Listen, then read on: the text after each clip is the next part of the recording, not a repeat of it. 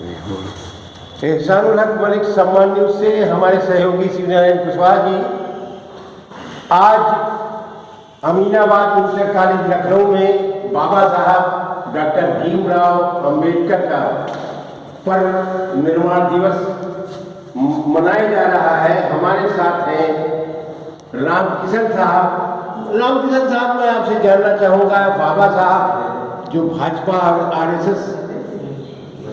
के लिए हमेशा विरोध करते रहे हैं, आज जो दलित और पिछड़े बाबा साहब के नाम से दुकान खोल करके उसी आरएसएस और उसी भाजपा से अंदर खाने में समझौता कर रहे हैं, इस पर आप क्या कहना चाहते हैं? भारत की संसद में 120 दलित सांसद हैं और भारत में सामाजिक न्याय की जो राजनीति है, ये ताकतें जो हैं, ये बहुत ताकतवर रही। एक समय में हिंदी बेल्ट में भी सत्ता की दावेदारी में सामाजिक न्याय की ताकतें जो है वो आगे बढ़ कर के मंच संभाल रही थी। दिल्ली की गद्दी पर भी उन्होंने दावा ठोका। हमारे लिए ये चिंता का विषय है और ये सैद्धांतिक रूप से, दार्शनिक रूप से क्या कारण है भारत के राजनीतिक सामाजिक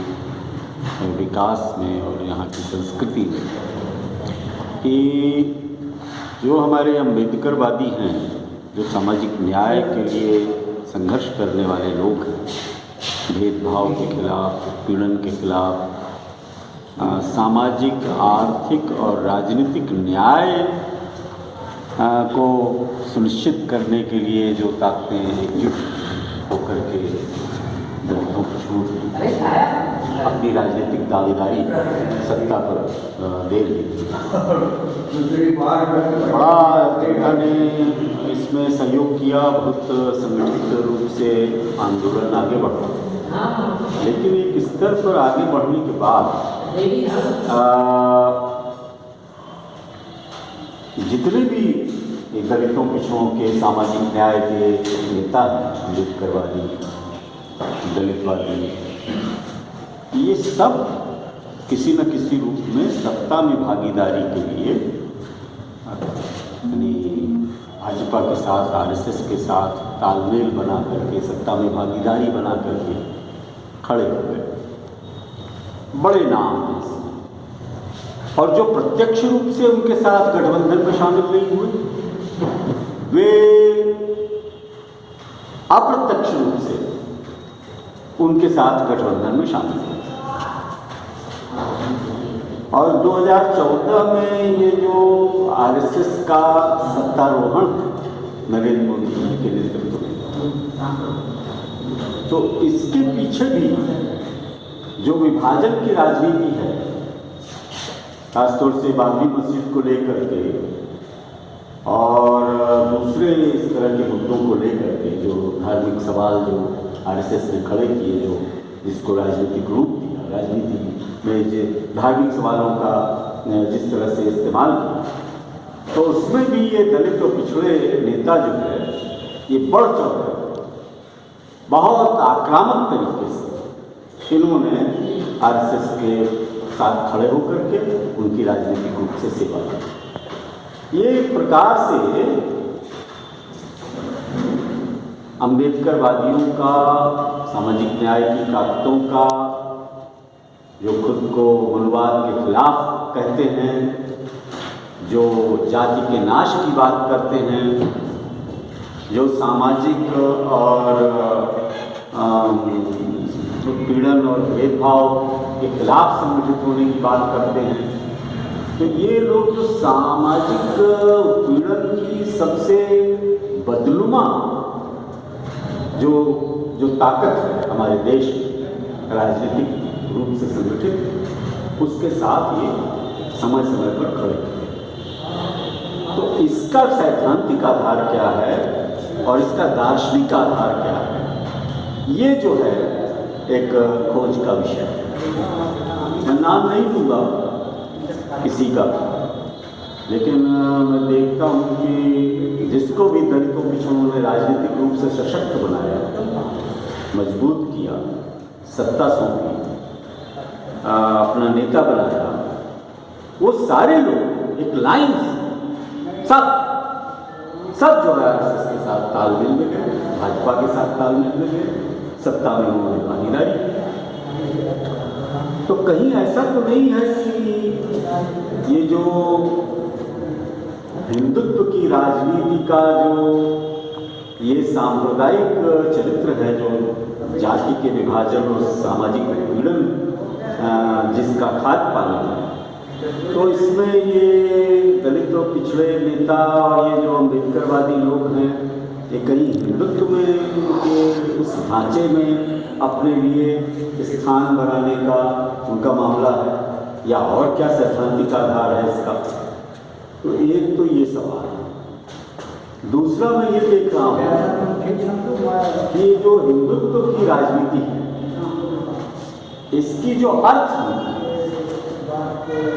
ये अर्थनीति तो सामाजिक पीड़न के शिकार दलितों पिछड़ों की जड़ खोद रही, इनको जो है आधारहीन कर रही। सामाजिक, राजनीतिक और आर्थिक न्याय का जो सिद्धांत है अम्बेडकरवाद का, या हमारे संविधान का जो आधार है, जो मूल आत्मा, वो उसके साथ तो इस राजनीति का कोई तालमेल नहीं। और ये हिंदुत्व की जो दार्शनिक रूप से जो आर्थिक नीति है, ये किस तरह से अंतर्राष्ट्रीय तौर पर दुनिया की बड़ी ताकतों, कारपोरेट घरानों, बैंकरों, वित्तीय महाप्रभुओं के साथ कैसे उनका पिछलग्गू होकर के पूंछ हिलाने की नीति है। इन्हीं जो अब की बार ट्रंप सरकार का नारा जो हमारे हिंदू हृदय सम्राट ने लगाया, तो वो नारा जो है ये इनकी अंतरात्मा का नारा है। इसको सिर्फ एक राजनीतिक जुमला न समझें। यानी ऐतिहासिक रूप से आज़ादी के आंदोलन के पहले भी ये ट्रंप को अपना सम्राट मानते रहे हैं और अंग्रेजों को अपना सम्राट मानते रहे हैं। इन्होंने लिखा है इसको, इन्होंने इसको कहा, और आज भी ये यूरोपियंस को और अमेरिकन्स को अपना सम्राट मानते हैं, अपना प्रभु मानते हैं। तो ये जो भारत की गरिमा की बात करते हैं, हिंदुत्व की बात करते हैं, ये असल में एक आर्थिक गुलामी की नीति लेकर के है, और ये बहुत मुखर है और बहुत आक्रामक है, जिसका विरोध भारत में मजदूर, किसान, बेरोजगार नौजवान, आम जनता, जो छोटे कारोबारी व्यापारी हैं, जो पढ़े लिखे लोग हैं, बुद्धिजीवी हैं, जो भारत को एक स्वतंत्र, धर्मनिरपेक्ष और एक संवेदी समाज के रूप में जो विकसित करना और डेवलप करना चाहते हैं, जो भारत को लोकतांत्रिक रूप से विकेंद्रीकृत करके जनता को, समाज को सशक्त बनाने की बात करते हैं, उस सब का ये बिल्कुल एंटीथीसिस है। 60 में आज रामकिशन साहब ने जो बात कही वो कहीं हद तक बिल्कुल सही है। डॉक्टर बाबा साहब और तमाम महापुरुषों के नाम से जो दुकान खोल करके पिछड़े और दलित बैठे हुए हैं, हकीकत में तो ये है कि ये इस समाज के नाम पर अपना पेट भरना चाहते हैं। हम पिछड़ों और दलितों से अपील कर रहे हैं कि ऐसी दुकानों से आप अलग होकर के हकीकत में बाबा साहब या महापुरुषों के जो सपने थे, जो विचार थे, उनको सही रूप से समाज में लागू करें। जय भीम।